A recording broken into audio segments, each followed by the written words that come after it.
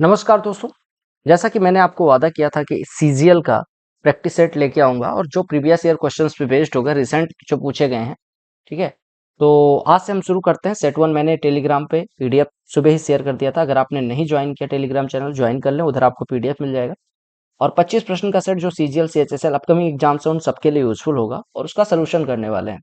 अगर आपने इससे पहले सीजीएल सीएचएसएल सीपीओ एमटीएस इसके सॉल्व पेपर्स की प्लेलिस्ट नहीं देखी तो डू चेक इट आउट, काफी यूजफुल होने वाली है। आप एग्जाम से पहले जरूर देखें। तो चलो पहले सेट पे आते हैं और मैं कोशिश करूंगा संडे संडे आपको एक एक सेट प्रोवाइड करूं, क्योंकि मॉक्स और बहुत सारी चीजें जो है वो इरेलीवेंट कही जा रही हैं, क्योंकि देखने में भी आ रहा है कुछ सारे आप देखते होंगे actual exam level, actual exam questions थोड़े अलग हो रहे हैं और मॉक वाले अपना रिलेवेंसी बनाने के लिए, ठीक है, कि रिलेवेंट रहे, हम कुछ भी अनसर्ट क्वेश्चंस डाल दे रहे हैं। इस वजह से मुझे लगता है कि जो एग्जाम पैटर्न पे या एग्जाम लेवल का आपको एक मॉक टेस्ट करवाया जाना चाहिए, जिससे आपको कॉन्फिडेंस भी बनेगा। और दूसरी सबसे इंपॉर्टेंट चीज ये होगी कि आपको ये भी पता रहेगा कि एक्चुअल एग्जाम में कैसे प्रश्न आते हैं।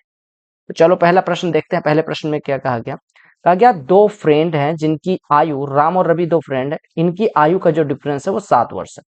राम की मदर माया देवी है जो 3 गुना है राम की आयु का। और कहा गया रवि जो है वो 4 गुना है अपने बड़े, मतलब अपने छोटे भाई सोहम की आयु का। तो माया देवी और सोहम की आयु का अगर डिफरेंस 65 वर्ष हो तो आपको माया देवी की आयु बतानी है। देखो आपको दिया गया राम और रवि दो फ्रेंड है, कुछ भी दिक्कत नहीं है। ये राम और रवि इस वजह से एसएससी वाले देते हैं कि आप दोनों जगह आर आर न लिखवाएं। राम की मदर है माया देवी जो 3 गुना है राम की आयु की, और 3 गुना है माया देवी जो है, माया देवी उनकी आयु 3 गुना है। अगर ये भाई साहब एक ही हैं तो ये 3 एक ही हैं, सिंपल सी बात हो गई। और कहा गया रवि जो है वो 4 गुना है, 4 टाइम्स है सोहम की आयु का, यानी इसका कोई भाई सोहम है जो 20 वर्ष का अगर है तो रवि 4 भी। अब आपको पहला इक्वेशन दिया गया राम और रवि की आयु का डिफरेंस 7 वर्ष है, तो आपको ये पता होना चाहिए कि a-4b = 7। और दूसरा केस दिया गया कि ages of Maya Devi and Soham, Maya Devi की आयु और सोहम की आयु का डिफरेंस यानी 3a-b = 65। तो आपसे कहा गया माया देवी और अगर सोहम की आयु का जो डिफरेंस है 65 वर्ष है, तो माया देवी की उम्र ज्ञात करनी है। माया देवी की उम्र के लिए आपको ए पता होना चाहिए। ए निकालने के लिए बी कैंसिल करना पड़ेगा, तो 4 से मल्टीप्लाई कर दो, तो और घटा देते हैं। तो 4 × 12 ए में से ए घटेगा 11 ए। 4b कैंसिल, ये 65 चौको कितना हो जाएगा 260, 260 में से कितना घटेगा 7, तो कितना हो जाएगा 253। तो यहाँ से ए बराबर कितना हो जाएगा 11×2 = 22, 11×3 = 33। ए बराबर अगर 23 हो गया तो माया देवी की आयु कितनी थी 3 है, यानी कि 69 वर्ष। तो ज्यादा दिमाग न लगाना, कुछ प्रश्न बहुत कम दिमाग में हो सकते हैं तो उतना ही दिमाग लगाया करो। कहा गया एक बस है जो ट्रेवल करती है इनिशियली 40 के स्पीड से, फिर नेक्स्ट 50 के स्पीड से और फाइनल डिस्टेंस 60 के स्पीड से। तो आपको बताना है एवरेज स्पीड क्या होगी। जब ऐसा आ जाए कि बराबर बराबर, अच्छा एक चीज और, आपसे ये नहीं दिया गया कहीं पे कि बराबर दूरी तय की गई है या नहीं, तो आप ये काम करना। जब ऐसा कहा जा रहा है कि 40 से शुरू में चली, 50 से बाद में चली, 60 से बाद में उसके बाद में चली, तो आप दूरी तीनों जगह बराबर कर लेना। अब तीनों जगह दूरी बराबर करने के लिए आपको पता होगा 40, 50 और 60 का एलसीएम लेना पड़ेगा। तो 4, 5 और 6 का एलसीएम ले लो। 4, 5 और 6 का एलसीएम कितना हो जाएगा? 4 और 6 का कितना हो जाएगा? 12 हो जाएगा। और 12 और 5 का कितना हो जाएगा? 60। यानी कि डिस्टेंस हम मान लेते हैं 600 इधर चला, 600 इधर चला, 600 इधर चला। 600 कैसे मिला? हमने निकाला, क्या निकाला? एलसीएम। अब अगर 640 से चला होगा तो 15 घंटे लगे होंगे, 650 से चला होगा तो 12 घंटे लगे होंगे, 660 से चला होगा तो 10 घंटे। टोटल डिस्टेंस 600 600 600 यानी 1800, और टाइम 27 10 37 यानी 1800/37 किलोमीटर प्रति घंटे औसत चाल हो जाएगी। औसत चाल क्या होती है? एवरेज स्पीड क्या होती है? एवरेज स्पीड होती है total distance upon total time. तो 1800 में से 37 से डिवाइड करना है, ठीक है। अब इसको काटिए पीटिए, जो भी आपको काटने पीटने पे आ रहा है। अगर मैं 5 बार ले जाऊं तो ये कितना हो जाएगा? देखो 5 बार ले जाऊं, 37 पंचे 185 यानी 1850 होता तो 50 होता, यानी 50 से बड़े ऑप्शन दोनों कैंसिल हो जाएंगे। ये 50 कम है, 1850 से 1850 कम। और 37 का कितना गुना? लगभग 1.5 गुना है 50। देखो 37 और 18 कितना हो जाएगा? 55, यानी कि 1.5 गुना से थोड़ा कम, यानी 1.4 के करीब घटा दो। तो 50 में से 1.4 के करीब घटाओगे तो आपका 48.6 के करीब आंसर आ जाएगा। ज्यादा कैलकुलेशन करने की जरूरत नहीं है। किरण ने 4000 रुपए को 2 भाग में उधार पे दिया, एक को 8% की रेट से और दूसरे को 10% की रेट से। उसे जो एनुअल इंटरेस्ट मिलता है वो 352 रुपए। किस पे मिलता है उसे? 4000 रुपए पे। वो कितना पाती है ब्याज? 352 रुपए। 4000 का कितना परसेंट है? 352। अगर मैं कहूं 40 से डिवाइड कर दो तो ये 35/2 हो जाएगा, 35.2 हो जाएगा, 35.2/4 हो जाएगा। अरे देखो, अगर 352 को निकालना है कि 4000 का कितना परसेंट है, आप कहेंगे 352/4000 × 100। अब इतना तो आपको पता होगा, 2 जीरो काट देंगे, जीरो यहाँ से 35.2, तो 4 अठे 32, 4 अठे 32, यानी 8.8, यानी 8 और 10 का रिजल्टेंट 8.8 बन रहा है। तो 8.8 में से 8 घटेगा 0.8, और 10 में से 8.8 घटेगा 1.2, 4 से काट देंगे 0.4 से, तो 3:2 हो जाएगा। यानी जो धन 8% और 10% पे उधार दिया गया उसका रेशियो 3:2 है। तो आपसे कहा गया 10% पे उधार दी गई राशि, 10% पे उधार दी गई राशि 2 हिस्सा आउट ऑफ 5 हिस्सा, तो 4000 का 5 हिस्सा, 5वां हिस्सा 800, तो 2 हिस्सा। अगर 5 रेशियो बराबर 4000 है तो 2 रेशियो बराबर कितना हो जाएगा, 1600। ज्यादा दिमाग लगाना ही नहीं था। अगला प्रश्न देखिएगा, कहा गया 3 पाइप है पी क्यू और आर, जो एक टंकी को 40 मिनट, 80 मिनट और 120 मिनट में भर सकते हैं। हम एलसीएम ले लेते हैं 40 और 80 और 120 का। देखो 40 से 80 कट गया, अब 80 और 120 का, 8 और 12 का एलसीएम 24, तो एक जीरो लगा दो, यानी 240 लीटर टंकी की कुल धारिता होगी। पी अगर 40 मिनट में 240 लीटर भरता है, 1 मिनट में 6, पी हो गया। क्यू भाई साहब 80 मिनट में 240 लीटर, तो 1 मिनट में 3, और आर भाई साहब 120 मिनट में, यानी कि 1 मिनट में 2। अब कहा गया इनिशियली जो है वो तीनों पाइप को खोला गया, कितने टाइम बाद पी क्यू और आर को बंद कर दिया जाना चाहिए ताकि टंकी आधे घंटे में भर जाए, हाफ एन आवर में भर जाए। हाफ एन आवर का मतलब आधे घंटे नहीं होता, 1.5 घंटे होता है, यानी 1.5 घंटे में टंकी भरने के लिए क्यू और आर को कितनी देर में बंद कर देना चाहिए। देखो अगर आधे घंटे में बंद किया गया, यानी कि आधे घंटे में टंकी को भरना है और क्यू और आर को बंद कर दिया गया है, यानी कि आधे घंटे तक कौन चला, कब बंद कर दिया गया हमें कोई मतलब नहीं, हमें जरूर पता है कि 30 मिनट में टंकी भरी है और पी को बंद नहीं किया गया, यानी कि पी 30 मिनट तक काम करता है। 6 के हिसाब से 30 मिनट में 180 लीटर ये भर देगा। अब बचा कितना, बचा 240 भरना था, 180 पी अकेले भर गया, यानी कि बचा कितना 60 लीटर, और ये 60 लीटर किसने भरना है, क्यू और आर के मिलके। क्यू और आर एक साथ अगर काम करें तो 3 लीटर ये भर देगा, 2 लीटर ये भर देगा, यानी 1 मिनट में 5 लीटर, तो 60 लीटर भरने के लिए 60/5 यानी 12 मिनट की आवश्यकता होगी। ठीक है, ताकि एक राइट सर्कुलर कोन है 24 सेंटीमीटर का, वॉल्यूम इतना है, तो टोटल सरफेस एरिया, देखो टोटल सरफेस एरिया क्या होती है, pi r l plus pi r square. ठीक है, आपको राइट सर्कुलर कोन की क्या दी गई, हाइट कितना दिया गया 24, वॉल्यूम क्या होता है 1/3 पाई, यानी कि 22/7 इंटू आर स्क्वायर और इंटू एच 24, ये बराबर दिया गया 1200। राइट, अब अगर हम 22 से काटने जाएं तो कटेगा कि नहीं कटेगा, आप कहेंगे 22 से अगर हम काटने जाएं तो 22 पंचे 110, तो बचेगा 22 छक्के 132। ठीक है, 24 से कटेगा नहीं, 4 से काट देते, 8 से काट देते, 8 या 24, 8 7, 3 से 3 कट गया, यानी आर स्क्वायर बराबर 49, यानी आर बराबर 7। अगर एच बराबर 24 है, आर बराबर 7 है, तो एल बराबर कितना हो जाएगा, कर्व, देखो कर्व सरफेस एरिया आपको निकालने के लिए पाई आर एल चाहिए, टोटल सरफेस एरिया निकालने के लिए पाई आर स्क्वायर चाहिए, दोनों जोड़ के हमें टोटल सरफेस एरिया मिलेगा। अगर हाइट 24 है, बेस रेडियस 7 है, तो slant height √r² plus h², यानी कि 25 हो जाएगी। अब यहाँ से आप पाई आर कॉमन ले लेना, पाई आर कॉमन ले लो, यानी 22/7 इंटू आर की वैल्यू कितनी है 7, ये कॉमन ले लिया, यहाँ पे बचा एल, यहाँ पे बचा आर, एल की वैल्यू कितनी है 25 और आर की वैल्यू कितनी है 7, 7 7 कट गया, 22 × 32 यूनिट डिजिट कितना होना चाहिए 4, 22 × 30 660, 44 जुड़ेगा 704, आपका आंसर आ जाएगा। समझ आया 704 कैसे आया, गुड, नॉट बैड। ठीक है, एक सर्कुलर रेस होती है, सर्कुलर रेस यानी कि एक सर्कल पे होती होगी, एक्स और वाई सेम पॉइंट से स्टार्ट करते हैं और सेम टाइम से 9 की स्पीड से और 13.5 की स्पीड से ट्रेवल करते हैं। If they are running in the same direction, देखो पी और क्यू दोनों यहीं से स्टार्ट करते हैं, पी भाई साहब 9 की स्पीड से, क्यू भाई साहब 13.5 की स्पीड से, एक ही डायरेक्शन। अब अगर दो लोग एक ही डायरेक्शन में मूव करते हैं तो उनकी रिलेटिव स्पीड कितनी हो जाएगी मेरे भाई, एक ही डायरेक्शन में मूव करें तो रिलेटिव स्पीड कितनी होती है S1 - S2, एक 13.5 एक 9, तो डिफरेंस 4.5 किलोमीटर प्रति घंटा, मीटर पर सेकंड में बदलेंगे 5/18 से, इससे कटेगा ये 4 हो जाएगा, यानी इनकी रिलेटिव स्पीड आ गई 1.25 मीटर पर सेकंड। अगर ये इनको दोबारा मिलना है पहली बार, यानी कि पहली बार मिलना है, दोबारा नहीं, मतलब एक बार यहां मिल चुके थे दोबारा मिलना है, तो आपको पता है कि 1.25 यानी कि इनके बीच का जो रिलेटिव डिस्टेंस है, यानी कि रिलेटिव स्पीड का मतलब हो गया कि 1 सेकंड में इनके बीच की दूरी इतनी कम हो रही है। राइट, कम नहीं हो रही, मतलब अगर ये दोनों हैं, अगर एक ही डायरेक्शन में मूव कर रहे हैं, तो इसका मतलब हो गया कि 1 सेकंड में दोनों के बीच की जो डिस्टेंस है वो 1.25 मीटर से बढ़ रही है। अब हमें अगर दोबारा मिलाना है तो एक राउंड, ये जितने का भी, ये जो इसकी सरकमफ्रेंस होगी यानी 2πr जो भी होगी, जितने का राउंड होगा, जितने का पथ होगा, उतना जब इन दोनों के बीच की डिफरेंस हो जाएगी तो दोबारा मिल जाएंगे। आपको पता है इनकी रिलेटिव स्पीड कितनी है 1.25 मीटर पर सेकंड, राउंड कितने का मानना है? 750 का। तो टाइम कितना लगेगा? 750 बटे 1.25, ये 5/4 ही रहने देते, ज्यादा इजी होता। 5 से कटेगा 150, तो 150 गुणे 4, 600 सेकंड आपका आंसर हो जाएगा। यहाँ तक कोई दिक्कत नहीं होनी चाहिए। तो अगर पूछा जाए कब मिलेंगे पहली बार, तो आपको क्या काम करना है, उनके बीच का जो डिस्टेंस है वो एक सर्कल यानी एक पाथ के, मतलब पाथ की लंबाई के बराबर कर दें। टेबल पढ़ो, उत्तर दो। जो टेबल है वो प्रोडक्शन दिखाती है एबीसी का अलग अलग सालों में, ठीक है।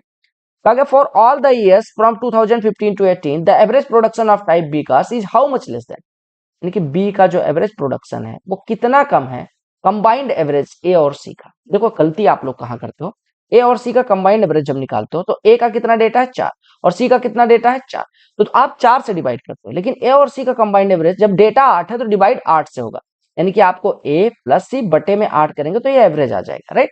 अब बी का एवरेज निकालने के लिए आप क्या काम करोगे, चारों को जोड़ के 4 से डिवाइड कर दोगे। तो अगर हम इसको सॉल्व करने आए तो देखो 6 7 13, 13 1 1430, 1430 और 20 1450, 1450 और 6 यानी कि 20 50, 20 50 और 25 50 और 25 50 और 40 25 90। इसको डिवाइड किससे करेंगे, 4 से, राइट। अब ए और सी का टोटल करते हैं। देखो ए और सी का टोटल करने जो 8 9 17, 17 7 24, 24 8 32, 32 1 33, 33 तो ये भाई साहब हो गए। अगर हम इनको जोड़े 8 9 17, 17 और 10 27, 27 और 12 39, 39 और ये 150 यानी 40 50, ये भाई साहब हो गए। दोनों को जोड़िए तो 33 और 40 50 यानी कि कितना हो गया, 73 50 डिवाइडेड बाई 8। अब इसको 2 से काट दीजिए, ये 4 हो गया, ये 36 हो गया और ये 3675 हो गया, यानी कि 3675 बटे 4 और 2590 बटे 4 का डिफरेंस लेना है। तो देखो 410 3000 में और 675 और यानी 410 और 675 1085 इसका डिफरेंस हो गया और बटे में 4। अरे 2590 बटे 4 और 3675 बटे 4 का डिफरेंस लेने जाओगे तो कितना हो जाएगा, देखो इधर 410 जाएगा तो 3000 हो जाएगा और 675 3000 के ऊपर यानी डिफरेंस 1085। 4 से काटोगे 27 पॉइंट, क्योंकि 27 चौको 108 होता है, इतना सबको पता है ना। तो कितना आ गया, 271.25 आपका उत्तर हो गया, 271.25 फोर्थ ऑप्शन आपका उत्तर। अब डिविजिबिलिटी का प्रश्न है, कहा कि 77 पावर 77, देखो प्रश्न को लिखता हूं मैं, 77 पावर 77 प्लस 77 को अगर 78 से डिवाइड किया जाए तो शेषफल क्या बचेगा। मैंने कहा ए और बी को अगर सी से डिवाइड किया जाए तो ए को पहले डिवाइड करके अगर रिमाइंडर R1 आता है, बी को डिवाइड करके अगर R2 आता है, तो दोनों का योग जो होगा वही सी से डिवाइड करने पर रिमाइंडर। अब देखो 77, आपको एक थ्योरम पता होगा कि ए के पावर एन बटे ए प्लस वन, यानी ए के पावर एन को जब ए प्लस वन से डिवाइड किया जाता है तो हमेशा शेषफल जो बचता है -1 पावर एन। तो ऐसे 77 पावर 77 को अगर हम 78 से डिवाइड करेंगे तो शेषफल 78 से कितना छोटा है, -1, तो -1 के पावर 77 इधर हो जाएगा। और प्लस 78 से 77 में डिवाइड करेंगे तो रिमाइंडर 77 ही मान लेते हैं, 77 या -1 मानो, कोई दिक्कत नहीं। आप अगर -1 मानना चाहते हो -1 मान। अब -1 के पावर अगर ऑड है तो माइनस, और अगर इसको -1 लेना है तो -1 ले लो, यानी -2। और रिमाइंडर कभी -2 बचता है, -2 नहीं बचता, बट मैथमेटिकल इजी करने के लिए, मैथमेटिकली इजी करने के लिए इसको -2 मान लेते हैं। -2 का मतलब क्या हुआ कि जो भी लास्ट में भागफल रहा है वो 2 कम है 78 से, यानी कि शेषफल निकालने के लिए इससे भाज्य जो है, यानी कि जिससे भाज्य नहीं, जो भाजक है यानी डिवाइजर है उसमें जोड़ देंगे, तो 78 में -2 जोड़ देंगे तो कितना हो जाएगा, 76। यही आपका रिमाइंडर। या आप यहाँ पे 77 लेते हो, 77 -1 76 को जब 78 से डिवाइड करते हैं 76 ही शेषफल बचता। 2 tan theta is equal to 3 दिया गया। अब अगर tan थीटा को यहाँ से निकाले 3/2 हो जाएगा। हम cos थीटा से ऊपर नीचे डिवाइड कर देते हैं, तो यहाँ पे cos थीटा से डिवाइड होगा 3 sin थीटा बटे cos थीटा और -2।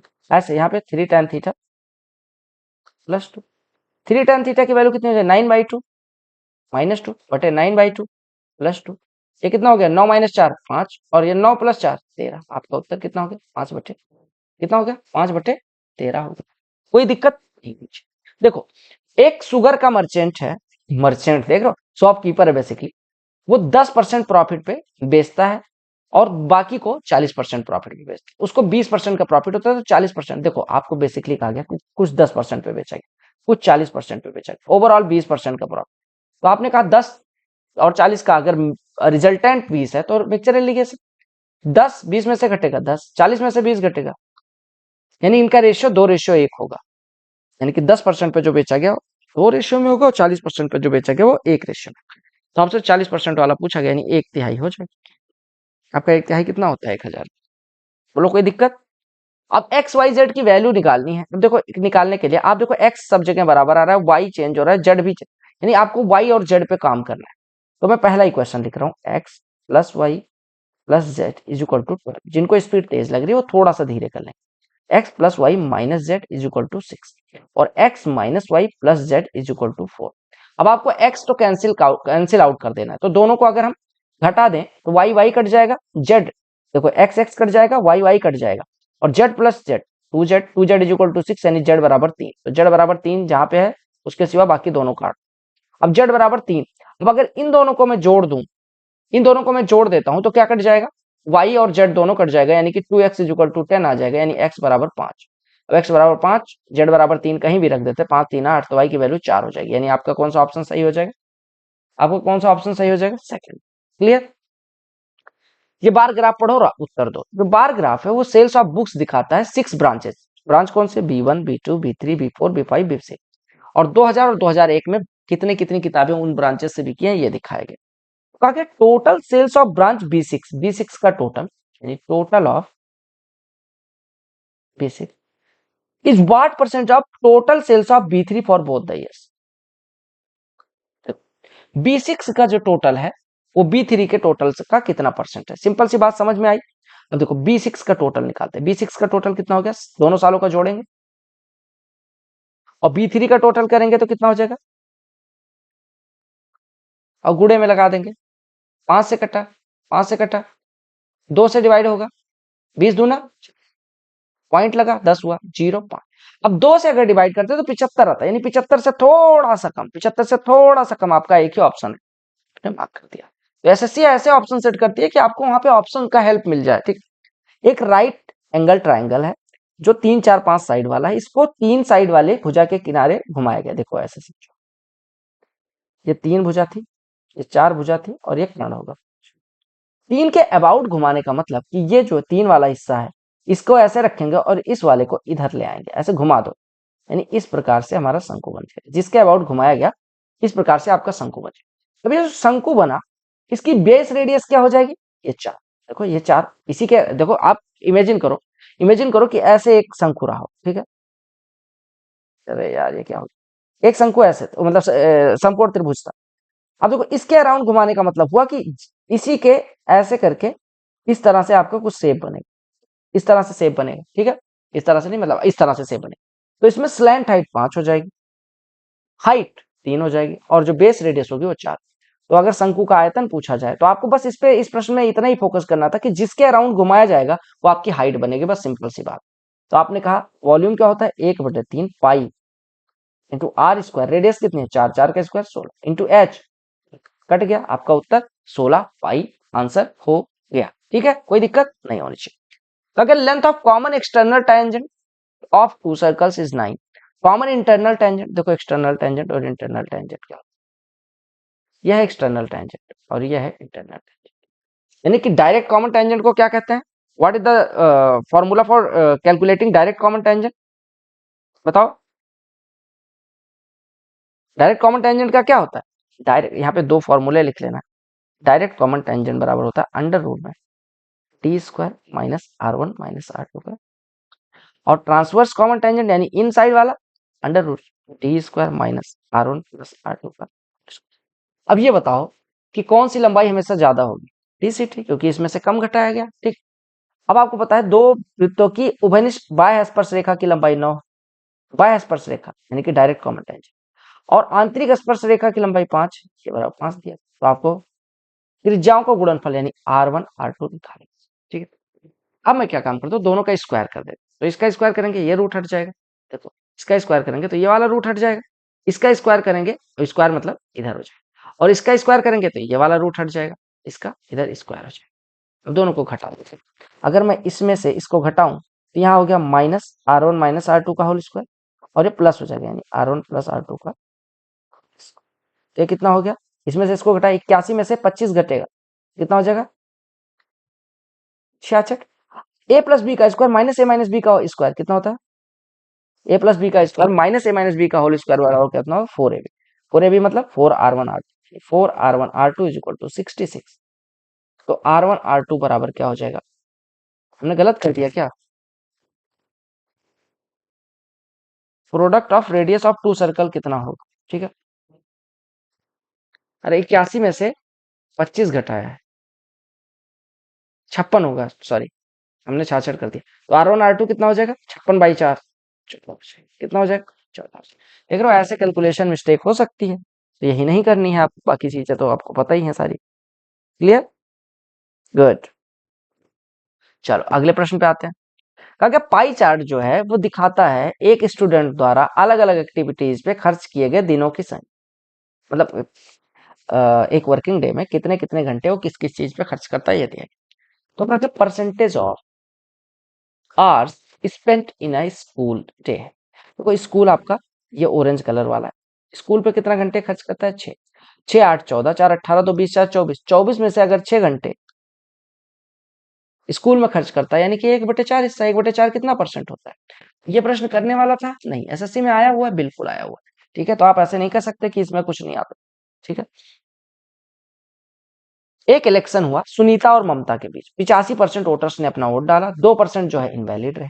अगर सुनीता को 64,974 वोट मिले, जो कि वैलिड वोट का 78% है, तो आपको बताना है टोटल इनरोल्ड वोटर कितने थे। सब कुछ बोल रहा, वोटर मान लो थे V, ठीक है, वोटर कितने थे, वोटर 85% ने वोट डाला, 85% कितना होता है, 85/100, यानी कि 17/, इसमें से 2% इनवैलिड हो गए, यानी वैलिड कितने होंगे, 98%, यानी कि 49/, ये वैलिड वोट्स हैं जो पड़े हैं। ठीक, इसका 78% मिला है, 78% मतलब 78/100, यानी 39/50 इसका किसी को मिला है, और वो बराबर है 64,900। तो आपको सॉल्व करना है कि भैया टोटल वोटर्स की संख्या यानी V की वैल्यू पूछा गया, तो बताओ कैसे निकालोगे। देखो, अगर मुझे करना हो तो मैं तो 7 से काट दूंगा, 7 से काटूंगा, 7×9 = 63, 7×2 = 14, 7×8 = 56, 7×2 = 14, 7 से फिर से काटूंगा, 7 से कटेगा, 7×1 = 7, 7×3 = 21, 7×2 = 14, 7×6 = 42। ठीक है, 39 में 13 से काट दूंगा, पहले 13×1 = 13, 13×2 = 26, 3 से कटेगा, ये 34 हो जाएगा, और 34 17 से कटेगा, 17×2 = 34। तो आप जोड़ लो, 2500, 50,000 हो गया, 50,000 दूना 1,00,000। X square plus y square, अब देखो अगर आपको एक्स माइनस वाई और ये निकालना है, तो आप ऐसे कह सकते हो, अंडर रूट में एक्स माइनस वाई का स्क्वायर, जो कि होता है x square plus y square minus 2xy, और नीचे x square plus y square और प्लस 2x। ये तो निकाल, यानी अंडर रूट में इसी को सॉल्व करना है।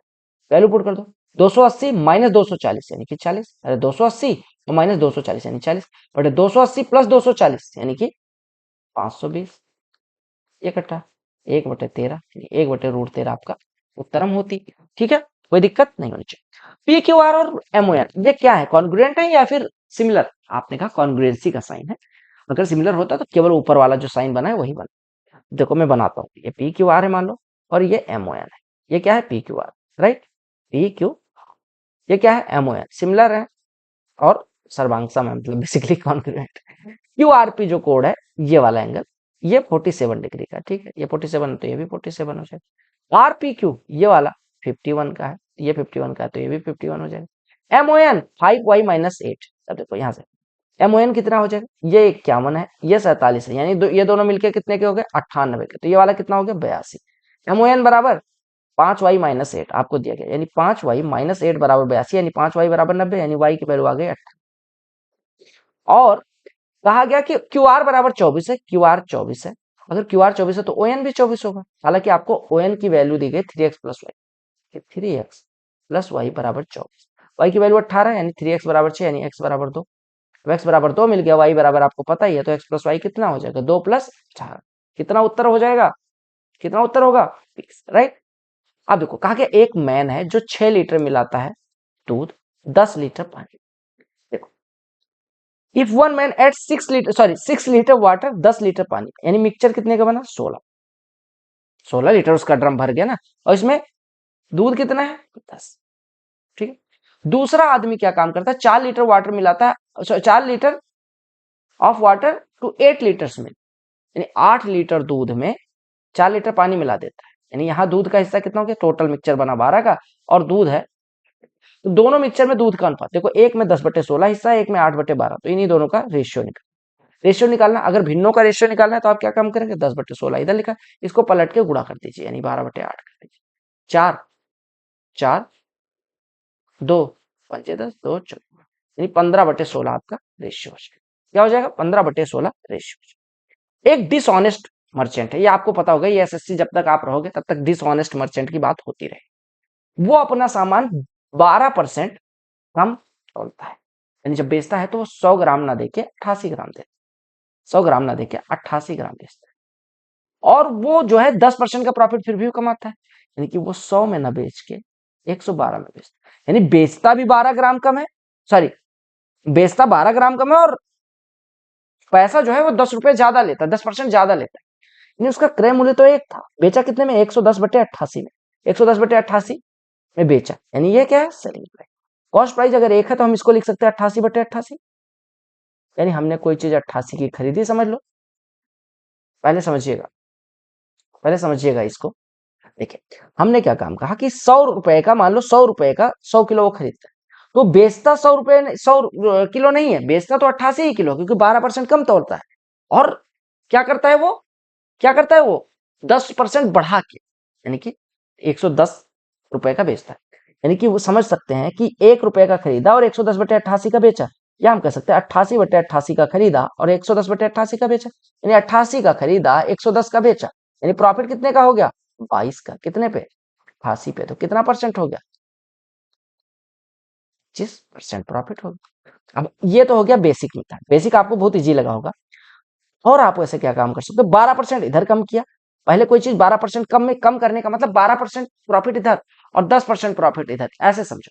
12% प्रॉफिट इधर और 10% प्रॉफिट इधर, अगर आपने ऐसे समझा फिर आप थोड़ा सा लोच कर दोगे। आपको बस क्या काम करना है, आपने 1 रुपए में खरीदा, एक न मान के 100 रुपए में खरीदा, बेचा कितने का 110। अगर 100 रुपए में 100 किलोग्राम खरीदा तो बेचा कितना 88। अगर 100 रुपए में 100 किलोग्राम खरीदा तो सीपी हो गया, 110 रुपए में 88 किलोग्राम बेचा तो क्या हो गया सेलिंग प्राइस। अब ये लिखा है एक, एक को हम हर के बराबर कर लो, यहां से आप इजी कर लो, 88 से 110 सीधे 22 का फायदा 88 पे 25% हो गया। इनर और आउटर रेडियाई सर्कुलर ट्रैक की 28 और 25 है, तो 28 रुपए प्रति मीटर स्क्वायर की दर से रंगने का खर्चा कितना होगा या बराबर करने का खर्चा कितना होगा। भाई देखो मैं एक सर्कुलर ट्रैक बना रहा हूँ, ये सर्कल है, एक सर्कल ये है। देखो आपको पता होगा कि अगर इसको समतल करना है तो ये पूरा एरिया समतल करना है, और एरिया किसकी बनेगी रिंग की, रिंग की एरिया क्या होती है pi into capital R square और माइनस में स्मॉल आर स्क्वायर। अब देखो पाई की value 22/7, are capital R square 28 minus 25, तो 28 प्लस 25 कर दो 13, और 28 माइनस 25 कर दो 3।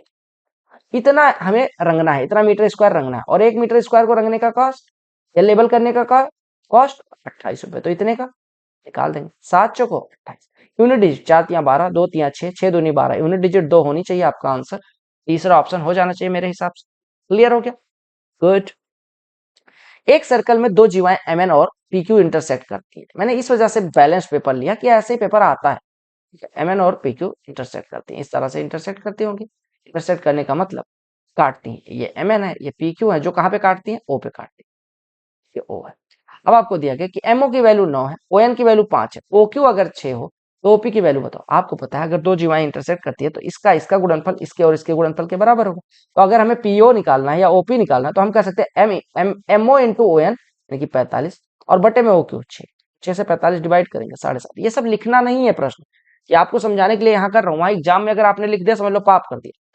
अगर x प्लस 1/x है, x cube minus 1/x cube निकालना, x cube minus 1/x cube निकालने के लिए ये पता होना चाहिए। अगर x प्लस 1/x इतना है तो x माइनस 1/x कितना, आपको पता है अगर x प्लस 1/x a होता है तो x माइनस 1/x कितना होता है, अंडर रूट में a स्क्वायर माइनस 4, तो अंडर रूट में a स्क्वायर कि 2 का स्क्वायर 4, 4 गुणे 10 40, 40 माइनस 4 36, यानी x माइनस 1/x की वैल्यू कितनी आ गई 6। ये पॉजिटिव क्यों आई, माइनस क्यों नहीं है, क्योंकि x इज ग्रेटर देन 1। अगर x ग्रेटर देन 1 है तो x माइनस 1/x हमेशा पॉजिटिव होगा, और x लेस देन 1 है तो x माइनस 1/x हमेशा निगेटिव होगा, तो हमने 6 लेना पड़ेगा। अब अगर x माइनस 1/x पता है तो x cube minus 1/x cube कितना होता है 6 का क्यूब प्लस 3 गुणे 6, यही तो हो जाएगा। अगर x माइनस 1/x m हो तो x cube minus 1/x cube कितना होता है m क्यूब प्लस, ठीक है, तो 6 का क्यूब 216 और प्लस 18 जोड़ेंगे 234। एक पेरीमीटर इक्विलेटरल ट्राइंगल का 36 दिया गया, यानी 3a इज इक्वल टू 36, यानी a बराबर 12, तो एरिया कितना होता है √3/4 इंटू a स्क्वायर, 12 12 144, 4 से कटेगा, √2 तो आ ही नहीं सकता क्योंकि फॉर्मूले में ही √3 है, ठीक है। और ये लास्ट प्रश्न है, देखिएगा अगला प्रश्न देखिएगा, कहा गया a sine cube x plus b cos cube x is equal to sine x cos x. A sine x बराबर बी कॉस एक्स, तो आपको वैल्यू निकालनी है a square plus b square, right. देखो आपको दिया क्या गया, a sine cube x plus b cos cube x बराबर sine x into cos x. A sine x की जगह पे हम बी कॉस एक्स लिख सकते हैं, ऐसा इन्होंने कहा है। मैंने लिख लिया a sine x into sine square x plus b cos x into cos square x बराबर साइन एक्स कॉस एक्स। अब मैं क्या काम करता हूँ, ए साइन एक्स की जगह पे एक बार बी कॉस एक्स लिख लेता हूँ, तो बी कॉस एक्स कॉमन आ जाएगा, या sign square x plus cos square x 1 बराबर साइन एक्स कॉस एक्स। यहाँ से ये कट जाएगा, यानी बी बराबर साइन एक्स हो जाएगा। और अगर मैं ए बी कॉस एक्स की जगह पे ए साइन एक्स रखूं, यानी बी कॉस एक्स की जगह पे ए साइन एक्स, तो ए साइन एक्स यहाँ है, ए साइन एक्स यहाँ है, ये कॉमन आ जाएगा, यानी ए साइन एक्स कॉमन आ जाएगा। फिर भी बचेगा sign square x plus cos square x, यानी कि 1 बराबर sine x into cos x. यहाँ से साइन साइन कट जाएगा, यानी ए की वैल्यू कॉस एक्स, ए बराबर कॉस एक्स, बी बराबर साइन एक्स, तो a square plus b square always equal to 1। तो ये थे अपने 25 प्रश्न। अगर आपको सेट 2 चाहिए तो प्लीज कमेंट करें। बाकी आपको कितने प्रश्न हुए आपसे, 12 मिनट में मैंने टारगेट दिया था। यहाँ पे क्लिक करके चैनल को सब्सक्राइब कर लेना। बहुत सारी वीडियो जो स्टार बैच की प्लेलिस्ट की लिंक डिस्क्रिप्शन में मिल जाएगी। मिलता है अगली वीडियो में, तब तक के लिए bye, take care, love you all.